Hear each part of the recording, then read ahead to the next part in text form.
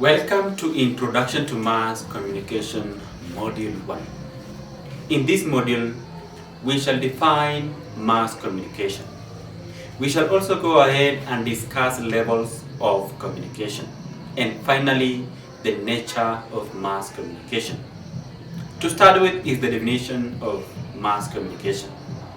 Mass communication is defined as the dissemination of information to a large, scattered, heterogeneous and anonymous masses of receivers who are far removed from the message source by a sophisticated equipment, e.g. radio, TV, and even social media platforms.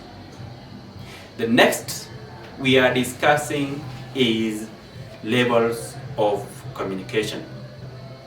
Levels of communication is categorized into 5.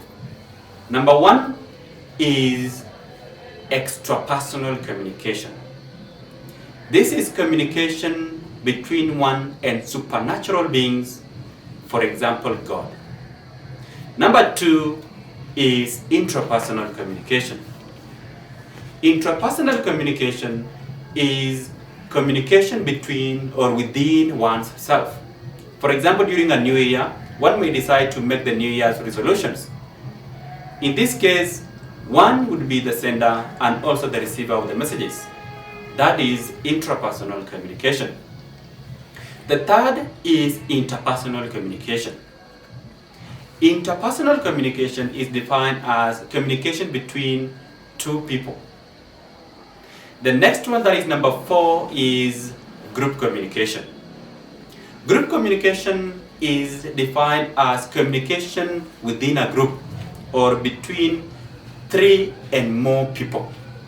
For example, a teacher may give out an assignment to a group of students.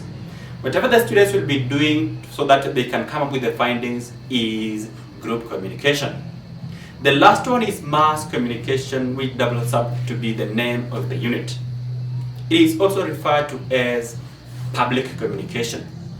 As earlier on defined, it is the dissemination of information to a large, scattered, heterogeneous, and anonymous masses of receivers who are far removed from a message, who are far removed from the message sender by a sophisticated equipment.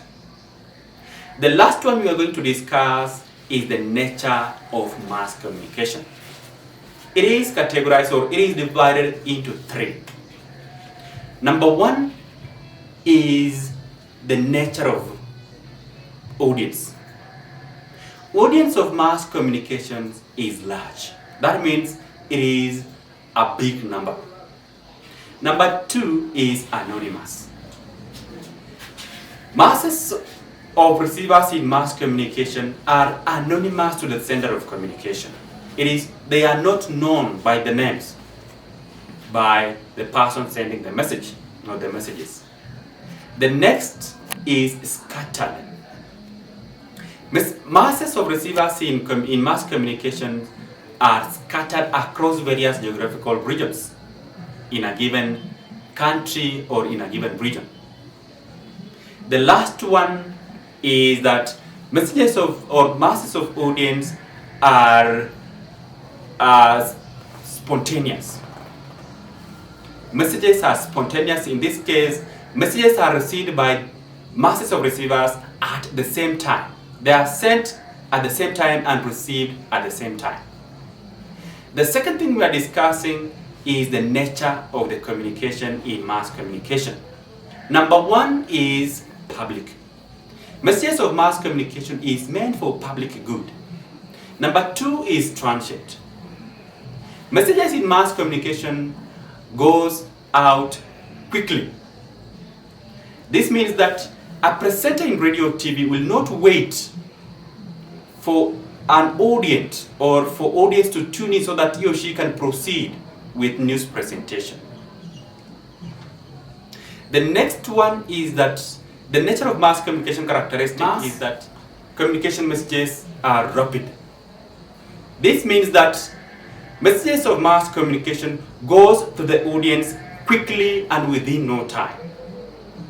The last thing we are discussing is the communicator. These sums up the forms of sending and receiving messages in mass communication.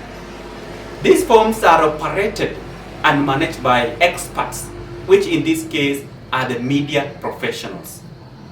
That brings us to the end of topic 1 or module 1 under Introduction to Mass Communication.